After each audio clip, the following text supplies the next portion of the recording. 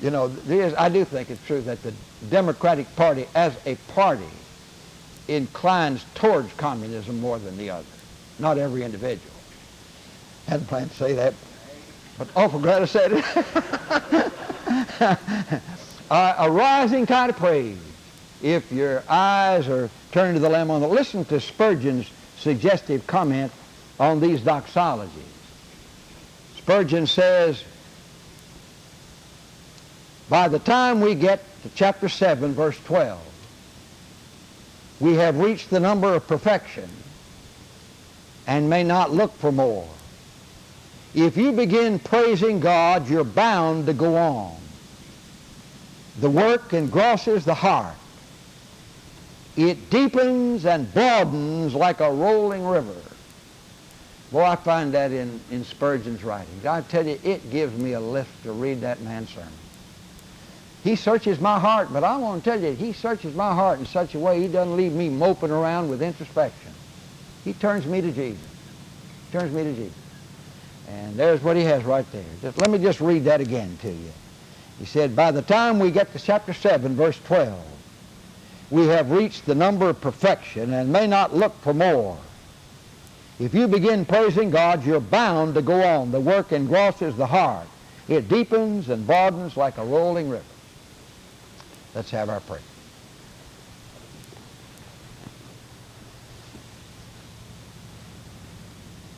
Will you just claim this precious truth from the Lord?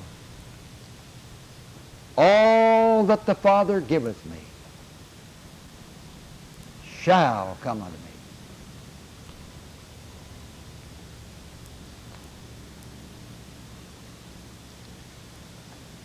Then will you ask the Lord that throughout the remainder of this year, He will constantly deepen the note of praise in your heart. Not a pseudo thing where you just try to smile all the time. But He'll constantly deepen the note of praise. Wouldn't it be wonderful if every person's life represented here tonight will give others a lift through the note of praise and thanksgiving? All that the Father giveth me shall come unto me. Will you say it with me aloud as our closing prayer together? All that the Father giveth me shall come unto me. And him that cometh unto me I will in no wise cast out. In Jesus' name, amen. You'll be interested to know that in between the first period and the second, two in the class mentioned to me that John 6:37 was their salvation verse. God led them into the assurance of salvation through that. That's the second part. But don't forget the first part too.